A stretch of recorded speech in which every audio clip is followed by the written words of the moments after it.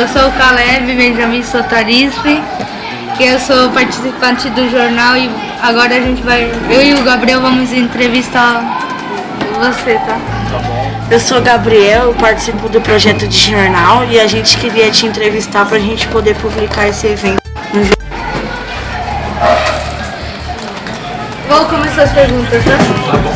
Primeiro, pessoal, o seu livro é muito conhecido, né? Eu gostaria de saber o que te inspirou a fazer o livro. Então, Caleb, deixa eu falar pra você assim. Tem uma sociedade que é aquela que aparece na televisão, é aquela que é vendida pro turista, pra simplificar. É uma sociedade de mentira. E tem a sociedade de verdade, que é aquela que tem a polícia que é violenta, entendeu? Que tem a falta de moradia, enfim, tem vários problemas sociais. Então, o que acontecia? Toda vez que eu cantava um rap, toda vez que eu escrevia um novo CD, muita gente colocava que de repente eu tinha sido exagerado, de repente eu tinha feito sensacionalismo. Então eu quis escrever o livro mostrando essa guerra, que ela é camuflada, é uma guerra que o turista não pode ver, é uma guerra que não aparece no jornal.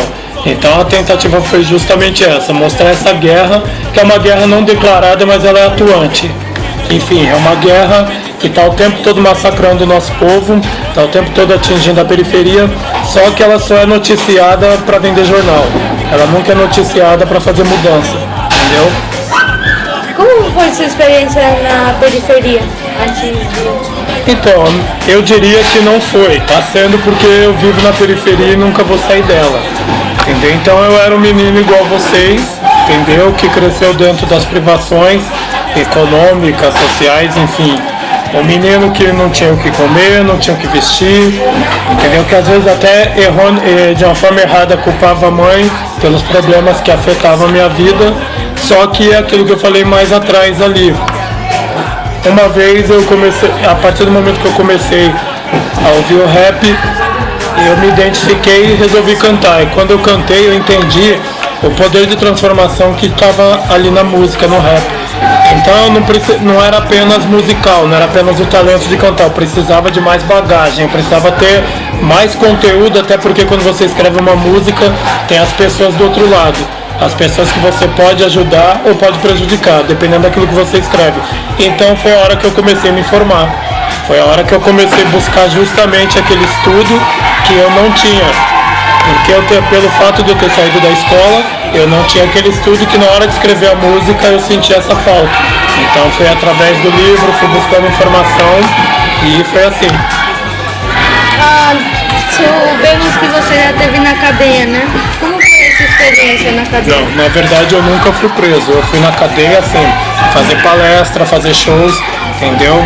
Eu tive, assim, já fui preso, mas liberado assim, distrito, nunca cumpri pena. Mas assim, a experiência que você tem só de passar numa cadeia é que o crime não compensa. O crime no Brasil só compensa para quem é rico, entendeu? É só o cara lá que tem um hipermercado, que ele pode te vender comida estragada e ainda lucrar com isso e ficar livre.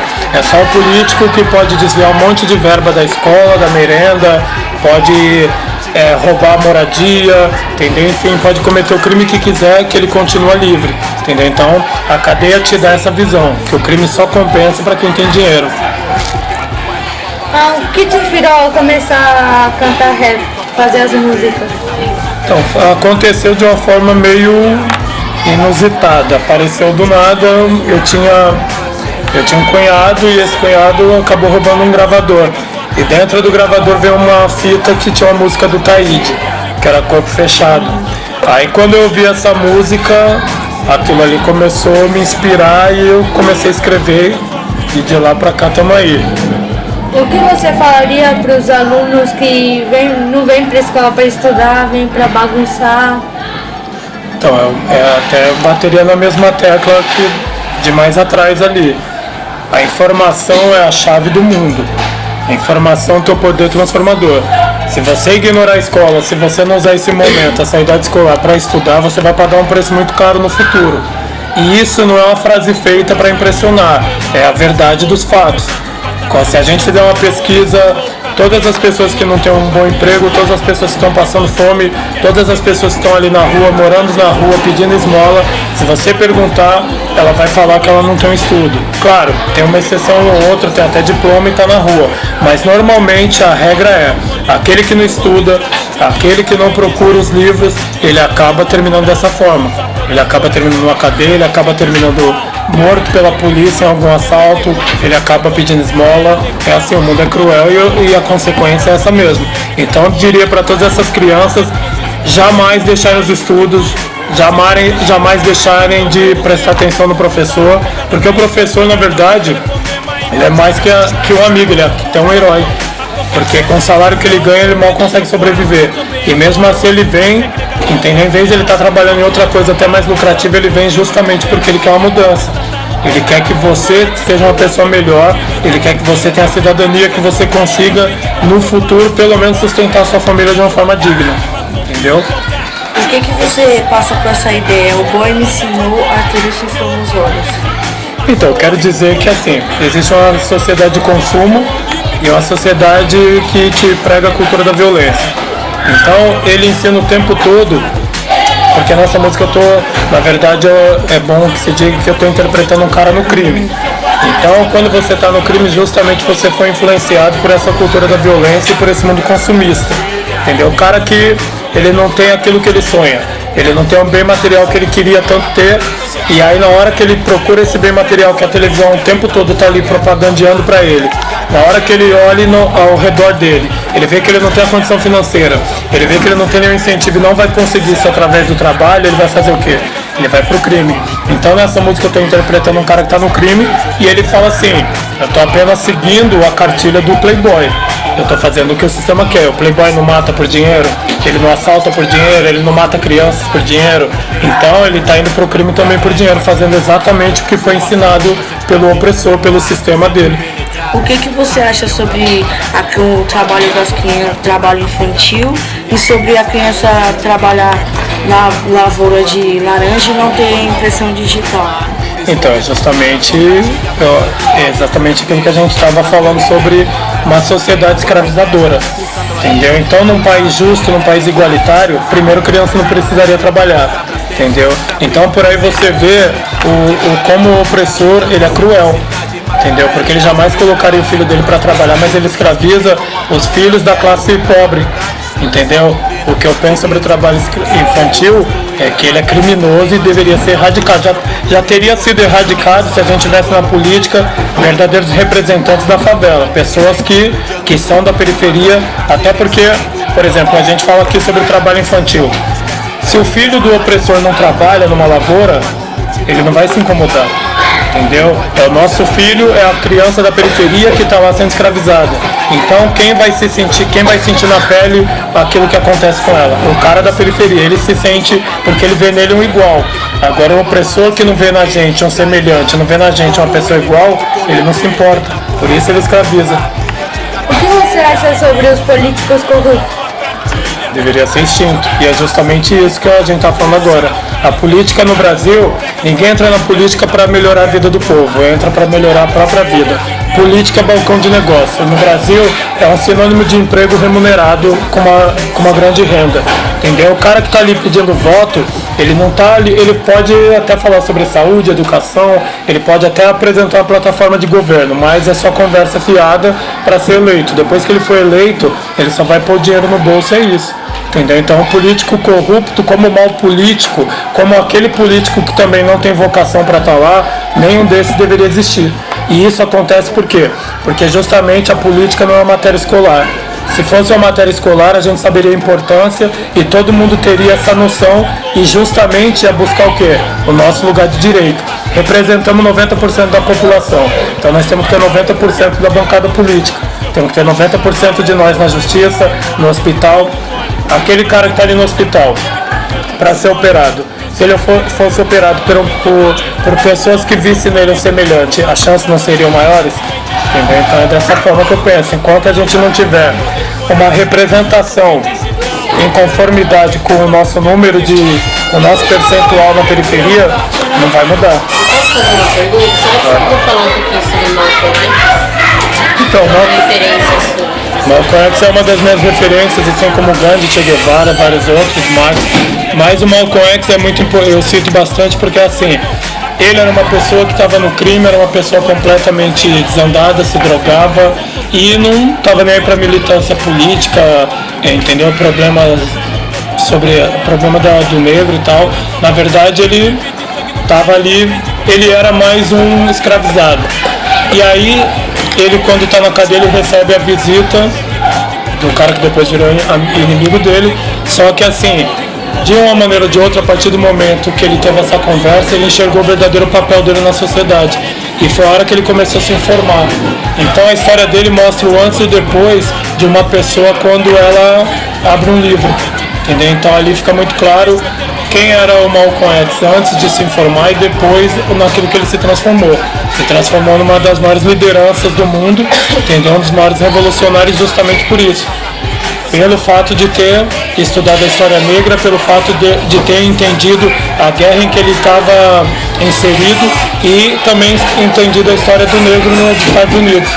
Entendeu? Então a importância dele para mim é muito grande, não só pela militância política, não só porque ele era o cara que buscava os direitos civis para os negros e tal, não só aquele cara que queria a liberdade do homem negro, mas pelo poder de transformação de um cara sem cultura, assim que teve acesso à cultura. O que te inspirou a fazer essa música, a Cartilha do Ódio? Então, toda a inspiração minha ela parte do dia a dia, da violência na periferia. Eu tento em cada disco, eu tento abranger tudo que acontece. Então, por exemplo, tem um cara ali que ele é alcoólatra. Eu tento fazer uma música que represente o sofrimento da família dele, o que ele está passando. Tem uma situação ali que a pessoa está presa. Então, todas as músicas eu busco justamente o que? Representar um pouco de cada brasileiro, um pouco de cada excluído. E essa música, ela é justamente isso, mostrando que nós não só somos refém da violência, mas também da influência maléfica do boy, do opressor, porque ele tem a cultura da violência. Com ela a gente aprende o quê?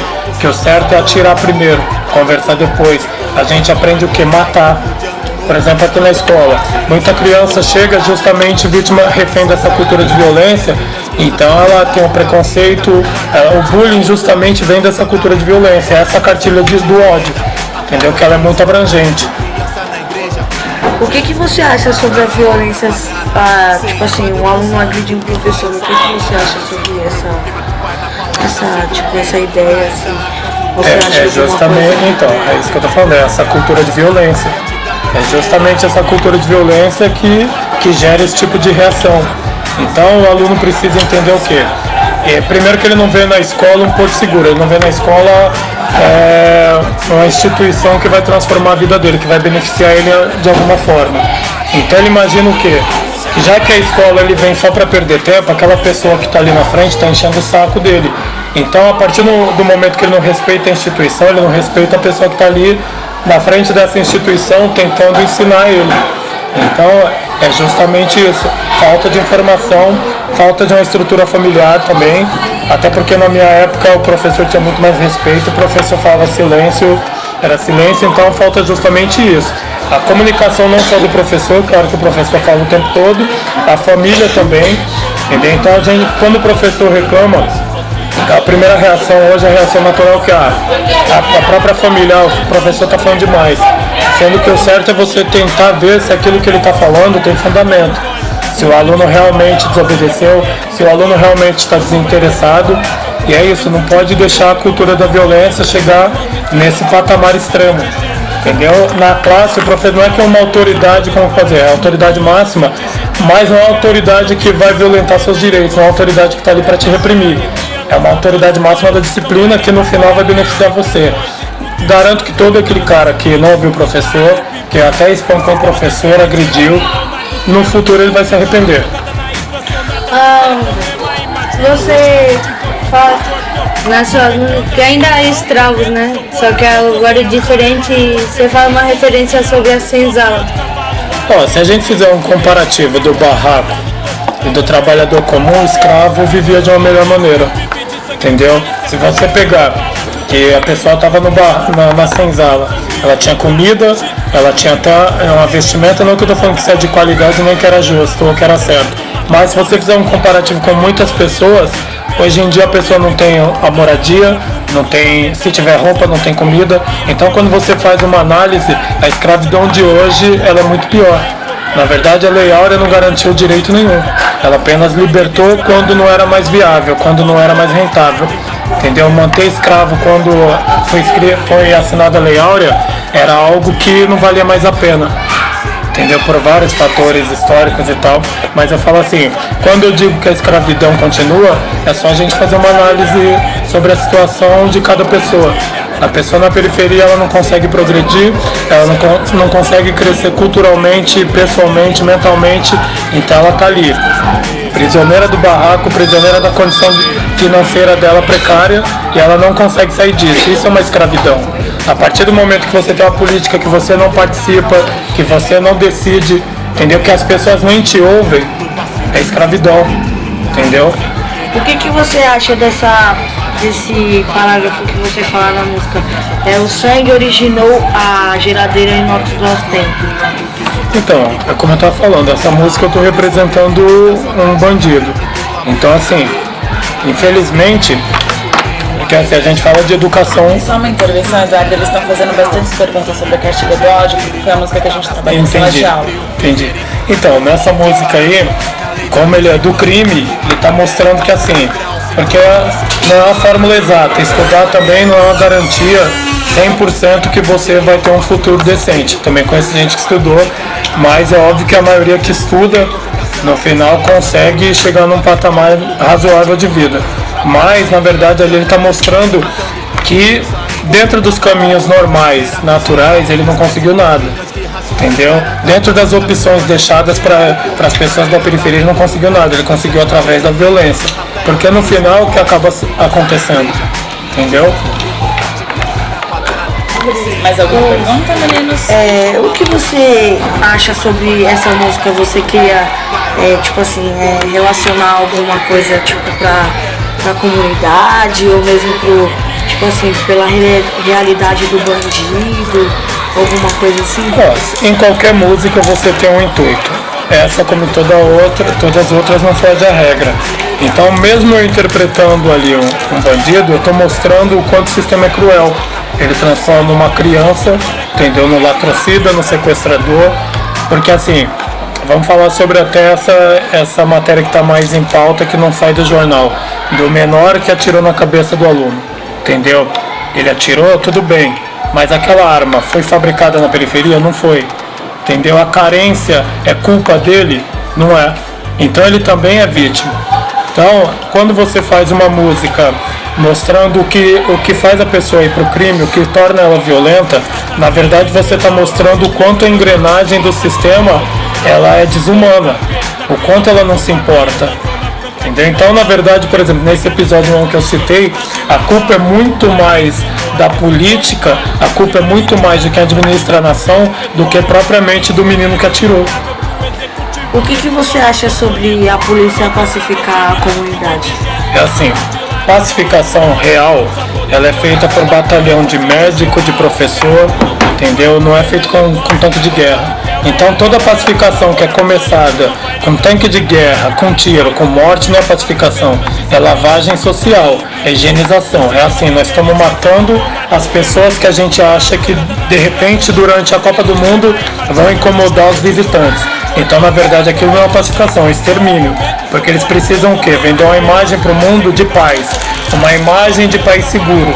Então, eles precisam que naquele circuito, tanto é que assim, você tem um circuito onde vai ter a Copa do Mundo. Então, as favelas de interesse para pacificação são justamente essas que estão nesse circuito. Então, para vender essa imagem, eles matam as pessoas. E no morro todo mundo é traficante. Independente do que ele está fazendo. Se acertou um tiro, é traficante. É a balística mais rápida do mundo. Acertou, já era, você é traficante. Então, assim, eles vendem essa mentira, colocam lá que o menino da periferia é o homem mau, aí vem um da Atena da vida e legitima. Legitimar é o quê? Falar, não, morreu porque merecia, e você vai comprando essa mentira. Até que você acha que a pacificação foi feita. Tem também muitos filmes que falam mal da favela, falam que todo mundo dentro lá é terrorista, todas essas coisas. O que você acha sobre as os filmes que falam disso. Tipo, um desses seria a Tropa de Elite, né? Então, o que acontece é assim. Os ricos e falar dos pobres que moram na comunidade. Então, o problema, ó, justamente dentro do livro eu procurei fazer o quê? Escrever um livro e ainda coloquei no título que era a visão de um favelado. Por quê? Porque toda a nossa história é escrita por quem não pisa na periferia. Então, se o cara que é de fora escreve um livro, ele vai até falar sobre violência, mas sem a autoridade de quem vive a violência. Entendeu? Eu posso falar sobre a violência porque eu vou no velório do cara que morre. Esses dias mesmo, teve uma chacina lá que apareceu na TV que a polícia tinha matado 6 pessoas, inclusive matou um DJ. A gente estava no velório. Era um velório, tinha um aqui, outro ali, entendeu? Então, assim, você vive a violência. Então, por que que isso acontece? Porque o cara que escreveu o filme, ele não vive na periferia, ele não vive na favela. Então, ele coloca a visão dele, a visão de fora. Então, quando você coloca uma visão de fora, de quem não tem intimidade com o assunto, acaba acontecendo isso aí. Entendeu? Então, o cara que vai escrever sobre a favela, todo mundo é bandido, todo mundo é terrorista, entendeu? E é você que vive nela, eu que vivo nela, sei que não é dessa forma. O que você acha sobre você morar em uma comunidade? Dentro do rap é muito importante. Claro que você é vítima da sociedade como todos os outros, mas assim, dentro daquilo que eu canto, é o lugar que eu tenho que estar. É o lugar que eu tenho que estar justamente porque assim, nós estamos numa guerra e você não pode abandonar o fronte de batalha, você tem que estar lá até o final. Então eu prometi pra mim mesmo que eu só saio quando o último sair. Quando todo mundo tiver com a moradia digna, quando todo mundo estiver fora da guerra, aí a gente encerra os trabalhos. Enquanto isso, eu acho importante estar nas escolas da periferia, fazer palestra nos sarais da periferia, nas bibliotecas e continuar morando na periferia. Entendeu? Até porque é o meu lugar, é meu povo, é onde eu me sinto bem. Você gostaria de deixar um comentário para os alunos dessa escola? Ouvir o professor, pode falar. Antes de terminar, tem muitas coisas que quem acaba ganhando são os ricos, né? Maiormente, digamos que quem manda mais seria o dinheiro, né? Exatamente. O dinheiro envolve tudo, né? O dinheiro não só envolve tudo e por dinheiro o homem é capaz de tudo. E é justamente o que o rap tenta fazer, vender outros valores. Mais importante do que o dinheiro é a família, é o amor, entendeu? Mais importante do que o dinheiro é respeitar o próximo e é isso que o rap tenta vender. Por exemplo, eu faço show, tenho sucesso, dou autógrafo, só que eu não posso abraçar minha mãe. Então não há dinheiro no mundo que eu ganho que vai trazer ela de volta porque ela já morreu, entendeu? Então a gente tem que vender outros valores, mas pelo dinheiro o homem é... Exatamente, entendeu? Ver a tua família, respeitar a tua família, e é isso que eu falo, o dinheiro ele compra quase tudo, entendeu? Mas não compra esse exemplo que eu te citei. E é o mundo capitalista, onde o homem que está ali administrando o país, ele só faz por dinheiro. Exatamente, ele não faz pelo seu bem-estar, pelo meu, ele não se importa com a gente. Então, tudo que, assim, a televisão, o cara que está ali, que detém o poder da comunicação, ele põe um programa de televisão para pegar seu dinheiro, não é para te divertir.